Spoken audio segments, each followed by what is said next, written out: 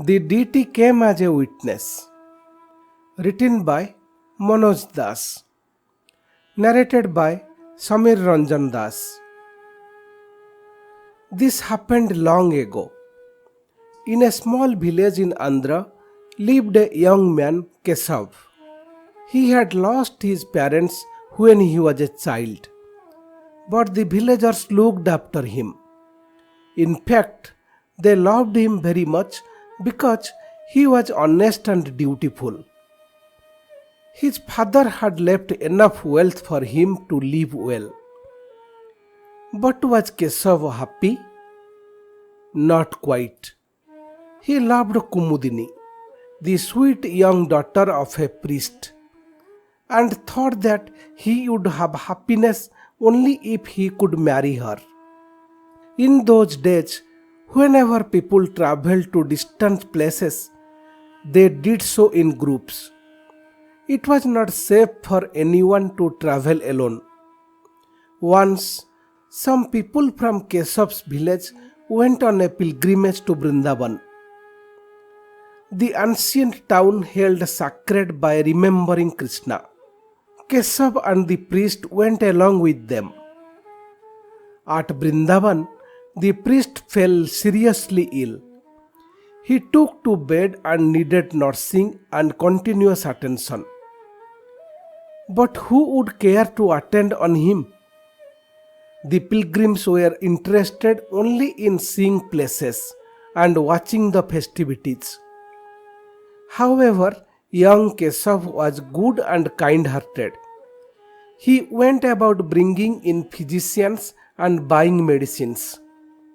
At other times, he was always by the patient's bedside.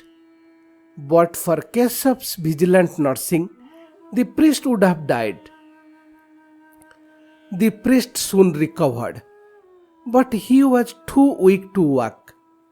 Their companions went back to their village, leaving the priest and Kesav behind.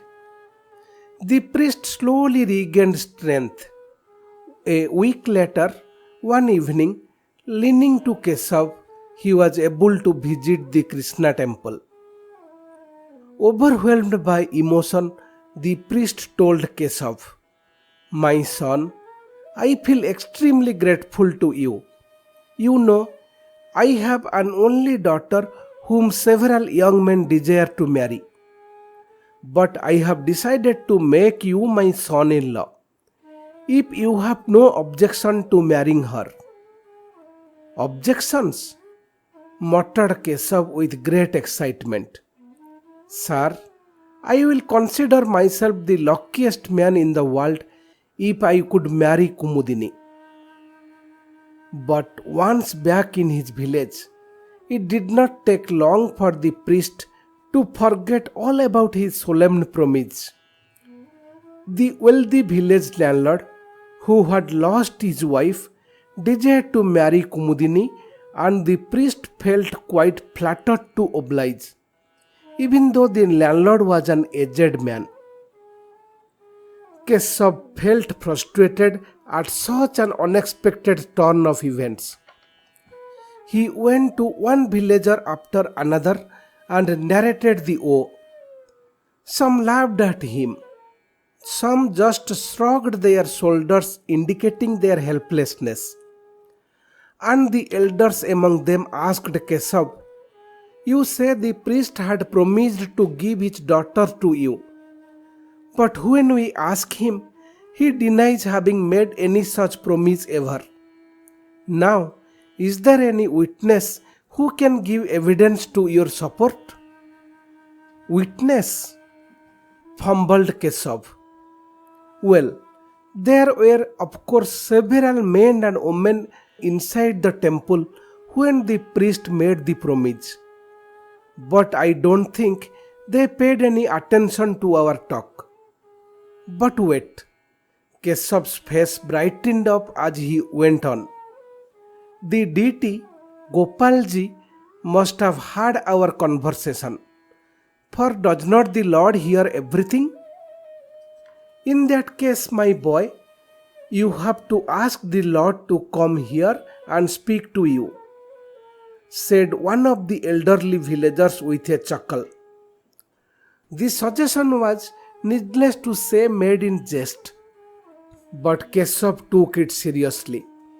He proceeded to Vrindavan forthwith. On arriving there after several days, he straightway entered the temple, prostrated before the deity, and cried out, "Lord, you alone can come to my rescue. My agony is unbearable because of the priest's betrayal. I will die a heartbroken man if I cannot marry Kumudini."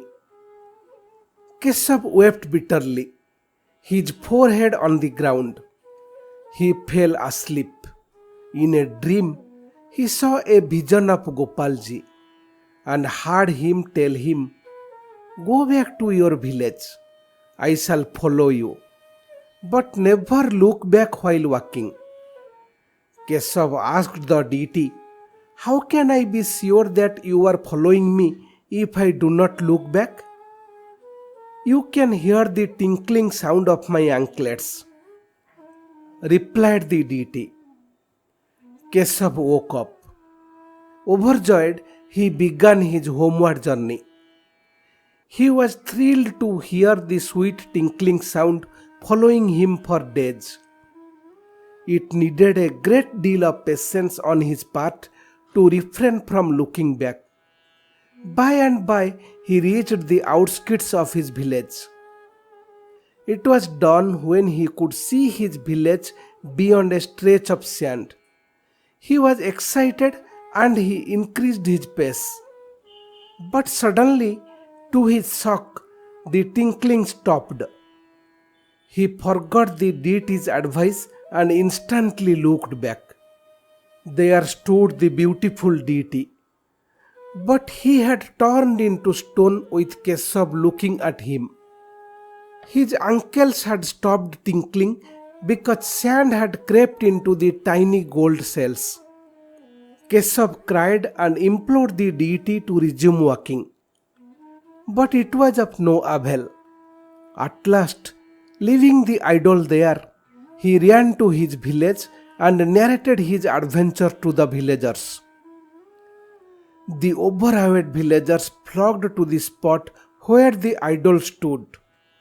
The deity had no need to talk. His presence there was proof enough of Keshav's claim. The awestruck and repentant priest arranged for Keshav's marriage with Kumudini on the earliest auspicious day. As the deity had come as a witness, Sakshi, he was called Sakhi Gopal. The deity can still be seen at a place known as Sakhi Gopal not far from Puri. One of the kings of Kalinga was enamored of the idol and had it taken there and also had a temple built for the deity. Sakhi Gopal is still worshipped by innumerable devotees.